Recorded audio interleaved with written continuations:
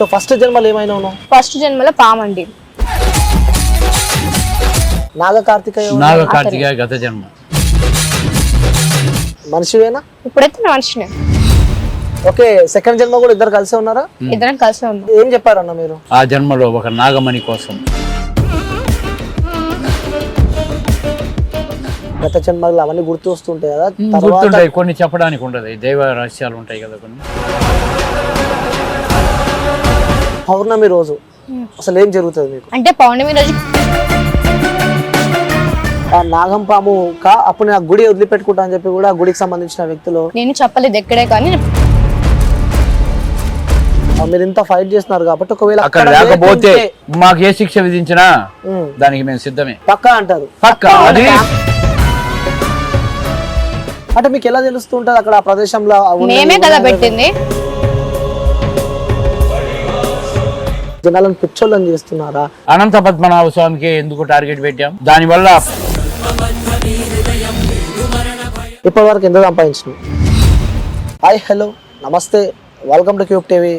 నేను మీ యాంకర్ అని ఒక స్పెషల్ ఇంటర్వ్యూ అయితే చేయబోతున్నా. కొన్ని నెలల నుంచి కూడా మీరు వీడియోస్ చూస్తున్నారు, నాగకన్య భవిత అని చెప్పి కూడా. సో అనేక విమర్శలు తను ఎదుర్కొంటుంది. సో నిజంగానే తను అమ్మవారు పాము అంటూ కూడా వీడియోస్ బాగా చూస్తాం. ప్రతి ఒక్కరికి డౌట్స్ ఏమన్నా అంటే నేటి సమాజంలో మనం చూస్తూనే ఉన్నాం. అంటే అమ్మవారు వచ్చింది, సో నాకు లైవ్లో అమ్మవారు కనిపిస్తుంది అని చెప్పి కూడా పెద్ద ఎత్తున వీడియోస్ చూస్తున్నాం.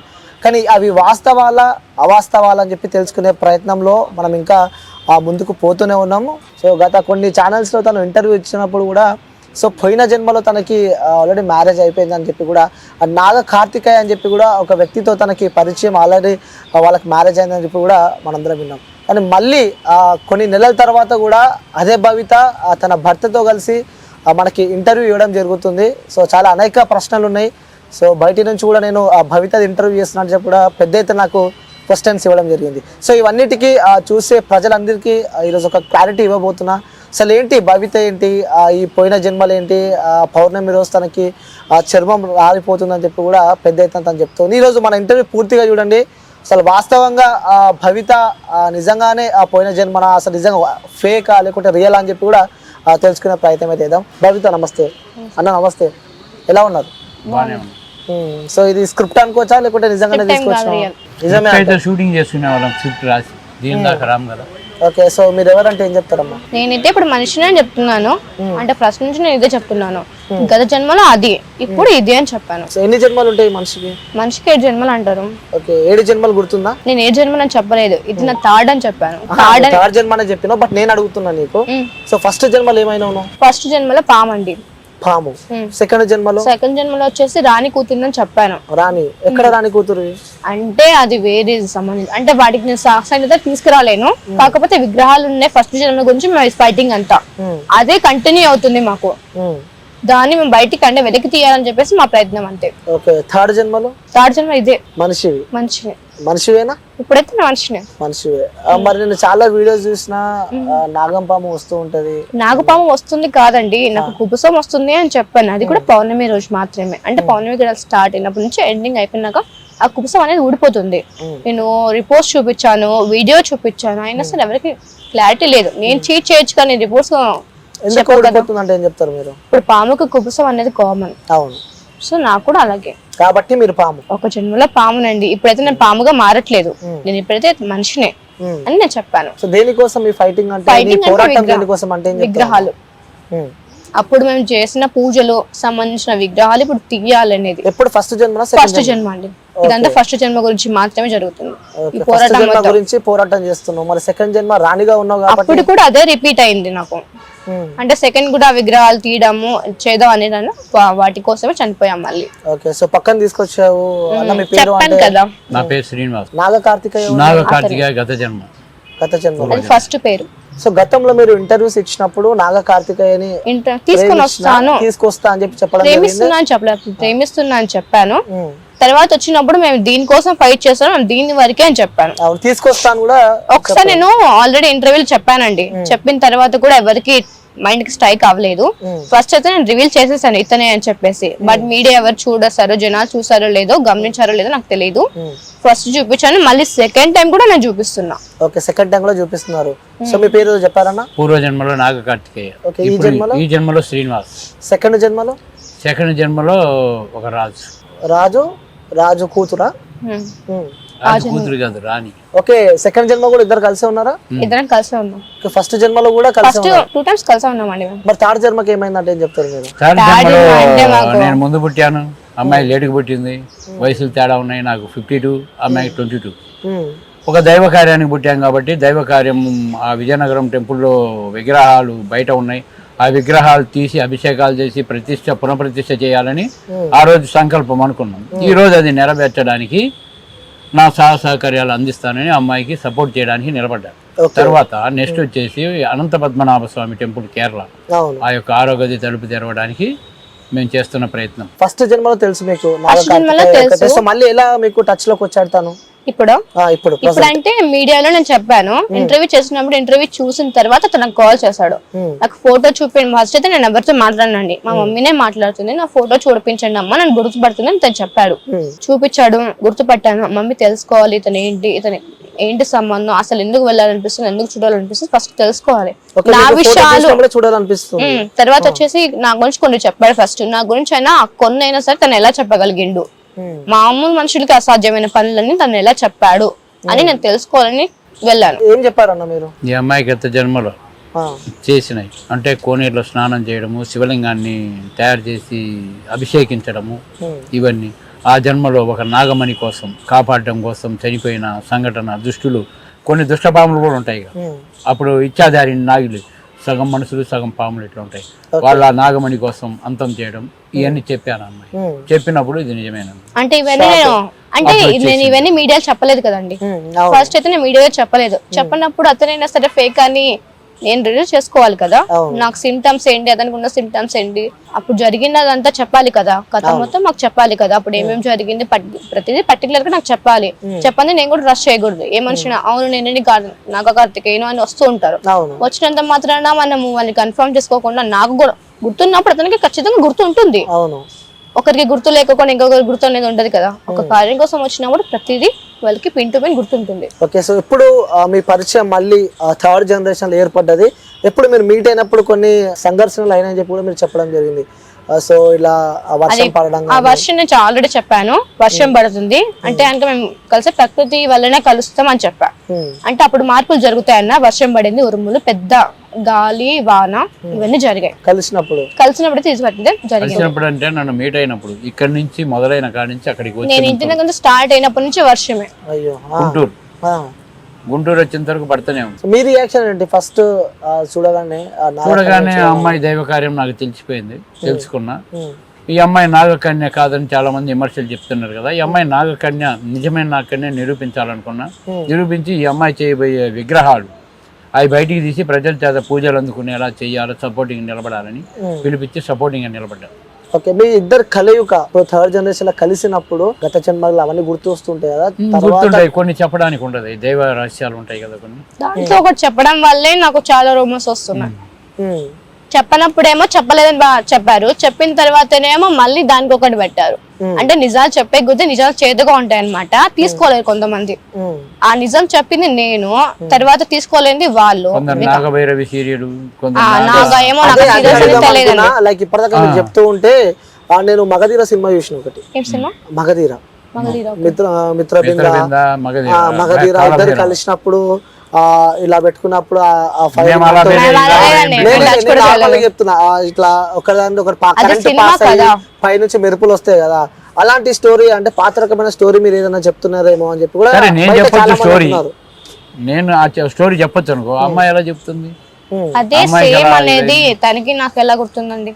అంటే ఇద్దరు కలిసి తను ఉండేది గుంటూరు, నేను ఉండేది హైదరాబాద్. నేను ఇంతవరకు ఇద్దరు చూడలేదు, మీరు కావాలంటే ఎంక్వైరీ చేసుకోవచ్చు. ఫస్ట్ మా మమ్మీనే వినండి. అమ్మాయి మాట్లాడేటప్పుడు వచ్చి పాము నిలబడదు అక్కడ. అంటే మీ ఇంటర్వ్యూ వాస్తవంగా కొన్ని క్వశ్చన్ అడుగుతున్నామా, ఎందుకంటే చాలా మందికి డౌట్స్ ఉన్నాయి. పౌర్ణమి రోజు అసలు ఏం జరుగుతుంది మీకు? అంటే పౌర్ణమి రోజు కుబుసం వదులుతానని చెప్పాను, అంటే నాకు ఊడిపోతుంది అది నేచర్ వల్ల, అంటే ఇంకా పాములకి నేచర్. తర్వాత వచ్చేసి నాకు దేవుడు నేచర్ ఇచ్చింది వాళ్ళకి అన్నిటికీ. నాకు పౌర్ణమికి కుబుసం వస్తుంది, రాలిపోతుంది. పౌర్ణమి గడిగ స్టార్ట్ అయినప్పటి నుంచి ఎండింగ్ వరకు ఉంటుంది, పెయిన్ ఉంటుంది, మైకం ఉంటుంది. అది వదిలినంత వరకు ఎవరితో మాట్లాడరు, తినరు, ఏమి చేయరు. అంటే అది వదిలిన తర్వాత తినొచ్చేమో కానీ ముందు తినలేరు. మీకు ఎప్పుడు తెలిసింది ఇలా? ఇది 18 years పడ్డప్పటి నుంచి నాకు స్టార్ట్ అయింది. అప్పటి నుంచి స్టార్ట్ కావడం? నాకు 18 నుంచి స్టార్ట్ అయింది. గతం అనేది గుర్తున్నది మాత్రం 9 years నుంచి. ఫస్ట్ జన్మలు ఇద్దరు పాములు కాబట్టి, నాగకన్య మీరు కాబట్టి, మీరు ఏం పాము అప్పట్లో? అంటే పాములలో కూడా పేర్స్ ఉంటాయా, నేమ్స్? కార్తికేయ మీరు సో ఆ జన్మల ఇద్దరికి పెళ్ళైన సందర్భాలు గుర్తున్నాయా మీకు? ఇంకా కొన్ని షేర్ చేసుకుంటారా? చెప్పండి. అంటే ప్రతిదీ అనేది ఒక దానికి ముడిపడి ఉంది. దాని గురించి నేను చెప్పినందుకే కొంతమంది నన్ను చెప్తున్నారు కిడ్నాప్లు అంటారు. అంటే నేను ఫస్ట్ ఇంటర్వ్యూ చేసినప్పుడు ఒక అతను చెప్పాడు, ఆ అమ్మాయి నాగకన్య అంటుంది, నేను నిధుల గురించి మాట్లాడలేదు. ఫస్ట్ వచ్చేసి. సెకండ్ వచ్చేసి ఆ హుండీ నిండిపోతుంది, అమ్మాయితో ఏవేవో పూజలు చేపిస్తున్నారు. తర్వాత వచ్చేసి అమ్మాయి ఎవరెవరో అంటే ఏమో దోషాలు అంటారు కదా, దోషాలు, పోటెత్తుతున్న జనం, దోషాలు ఉన్నాయని చెప్పేసి ఇవన్నీ మాట్లాడారనమాట. ఒకసారి మీరు వచ్చి చెకప్ చేసుకోండి, తర్వాత మీరు కన్ఫర్మ్ చేసుకోండి అని చెప్పారు. వాళ్ళకి నచ్చినట్టు వాళ్ళ ఇంటర్వ్యూలలో, అంటే వాళ్ళకి ఉన్న పర్సనల్ ఛానల్స్లలో వాళ్ళు ఇంటర్వ్యూ చేశారు. మీరు నన్ను అడగాలి కదా, మిమ్మల్ని నన్ను అడిగి మీరు నా దగ్గర వచ్చిన తర్వాత తెలుసుకొని మాట్లాడాలి. అవేం తెలుసుకోకపోకుండా అమ్మాయిని చెట్టుకు కట్టేసి గ్రద్దలను ముంగీసలను వదిలి ఆ అమ్మాయి నిధులు ఎక్కడున్నాయో చెప్పమనండి, తీయమని అంటున్నాడు. అతనికి ఏమైనా కరెక్ట్ అనిపించింది? బ్లాక్మెయిల్ చేస్తున్నారు. ఏమని? మా దగ్గర రండి తీసేస్తాము, మేము చెప్పినట్టేనండి, రాకపోతే మీ అంత చూస్తాము. సెకండ్ టైం అంటే కొన్ని మా టెంపుల్లో ఇంతవరకు హుండీ లేదు 14 సంవత్సరాల నుంచి. 14 సంవత్సరాలు హుండీ పెట్టాను నేను. వచ్చిన వాళ్ళు రూపాయి నేను వాళ్ళకే నేను ఎక్కడైనా తీసుకొచ్చి అన్నం. అంటే హుండీ అనేది కామన్, ప్రతి టెంపుల్లో పక్కా హుండీ ఉంటది, పెద్ద పెద్ద దేవస్థానాల్లో కూడా హుండీ ఉంటది. ఎందుకు హుండీ ఎందుకు పెట్టరు మీరు? హుండీ పెట్టానంటే హుండీ నేను పెట్టింది దేవాలయము నా భక్తి కోసం కాదు, ఆదాయం కోసం కాదు, సంపాదించడానికి కాదు, జనం కోసం, జనం బాగుపడడం కోసం. ఎన్నో అంటే స్వయంభూ దేవాలయం, స్వయంగా పుట్టేసి గర్భగుడిలో 2 పాములు ఉన్నాయి, బయట ఒక పాము ఉంది, లోపల శివలింగం, బయట మళ్ళీ ఇంకో ప్రణతిరి శివలింగాన్ని ప్రతిష్ఠించే ఈ మధ్య కాలంలో. తర్వాత అమ్మవారు ఉంది 9 శిరస్సులతోటి, ఎల్లమ్మ తల్లి, వీళ్ళందరూ ఉన్నారు, వీళ్ళందరే చేస్తున్నారు. నేను ఎక్కడైనా తీసుకొచ్చి అలా పెడతా, బీదోళ్ళకు, ముసలోళ్ళకు బాగాలేకపోతే ఇంజక్షన్ చేపిస్తా, టాబ్లెట్ తెచ్చిస్తా, చీరలు ఇలాంటి పంచుతుంటాను. నేను అన్నదానాలు ఎక్కువ, నాకు ఏ రూపాయి నాకు ఎవరైనా ఇచ్చినా కానీ అదే పెడతాను. నేను వస్తుంటప్పుడు హైదరాబాద్ 3 రోజులకు 4 రోజులకు పిలిపిస్తుంటాను నన్ను. వాళ్ళు కార్లకి ఎంతైనా పెడతారు ఖర్చు, నేను రూపాయి అడగని తీసుకోండి. అంటే నార్మల్ గా మనం చూస్తూ ఉంటాం, లైక్ గురువులు కానీ, లేకుంటే పూజలు చేసిన వ్యక్తులు కానీ, బ్రాహ్మణులు కానీ, సో పెద్ద పెద్ద వ్యక్తులకు కూడా ఉంటాయి మెడల చైన్ లాంటివి, అలాంటివి ఉంటాయి. మరి మీరు చూస్తే చాలా సింపుల్ గా ఉన్నారు. సింపుల్ గా అంటే నేను గురువుని కాదు, ఓన్లీ ఒక భక్తుని, సేవకుని. నాకు గురుపదేశం లేదు, ఏదో వాళ్ళు చూపిస్తున్నారు, చెప్తున్నా అంతవరకే. ఇదనేది వేషాధారణ, ఆర్భాటం కోసం, భక్తి కోసం, కోటి కొరకు కోటి విద్యలు అనేది. ఆ సమయానికి వస్తారు, ఆ సమయానికి మారుస్తారు. ఒక పాదయాత్ర వేసేటప్పుడు నేను మారుస్తా బట్టలు, గుళ్ళో ఏదైనా చేసినప్పుడు మారుస్తా. మిగతా టైంలో నేను సింపుల్గా ఇలాగనే ఉంటాను. ఇప్పుడు ఈ యంత్రాలు మనం కాపాడతాయా, ఈ రుద్రాక్షలు మనం కాపాడతాయా? దైవం రాసిన లిఖితమైన రాత ఉన్నప్పుడు మనం ఎప్పుడు చచ్చిపోవాలో దేవుడు రాస్తాడు కదా, మనిషి చచ్చిపోయేది ఒకసారి కదా. తప్పు చేస్తే తల ఉంచాలా, తల తీసుకోవాలా, లేకపోతే దేవుడి కోసం పోరాటం చేయాలి. హిందూ సనాతన ధర్మం అనేది దీంట్లోనే ఉంటది. చాలా మంది అలా మాలాగా ప్రయత్నిస్తే ఎందుకు హిందువుల సనాతన ధర్మం తగ్గిపోద్ది కదా. ప్రతి ఒక్కళ్ళు లోపల కూర్చొని అన్ని మాట్లాడుతున్నారు. ఇప్పుడు ఎవరెవరో ఇంటర్వ్యూలు తీస్తున్నారు, మీరు వచ్చి 4 మాటలు చెబుతున్నారు. ప్రజలు లేకొచ్చు ఏదన్నా ఒక్కటి చేశారా? మేము చేస్తున్నాం. ఎవరు? మేము అన్నదానాలు చేస్తున్నాం. మేము నమ్మమని చెప్పట్లేదే, మేము నమ్మమని చెప్పట్లేదు. మా దారి అక్కడ దాకా దేవుడు నడిపిస్తాడని చూస్తున్నాం. విజయనగరం టెంపుల్ దగ్గరికి, అనంత పద్మనాభ స్వామి దగ్గరికి ఎంతో మేధావులు, పీఠాధిపతులు, నాగసాధువులు, అఘోరాలు ఉన్నారు. వాళ్ళు తీయలేము, మేము తీయలేదు, వీళ్ళ వల్ల ఏమవుతుంది? ఎక్కడో మారుమూలు ఉన్న వాళ్ళు అంటారు. మారుమూలు ఉన్న ఎక్కడెక్కడో వచ్చాం కదా ఇక్కడికి, అక్కడికి మమ్మల్ని తీసుకోమని పరీక్షించమను. లేకపోతే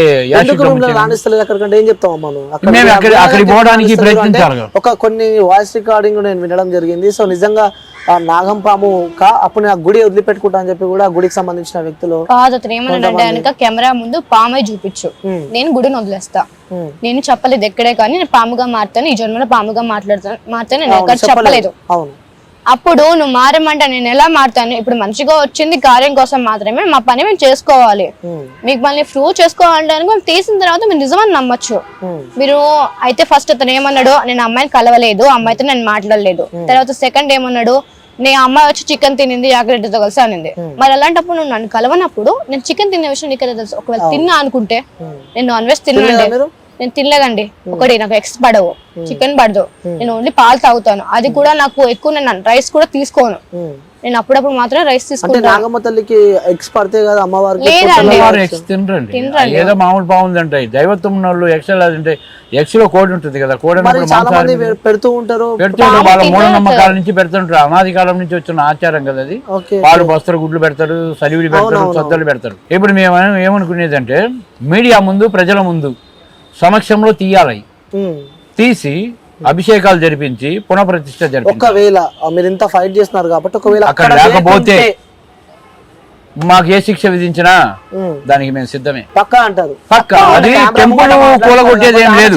మాట్లాడండి, ఆలోచించే మాట్లాడుతున్నాం. ఇది 16 సంవత్సరాల నుంచి పోరాటం, ఇది ఒక్క రోజు కాదు.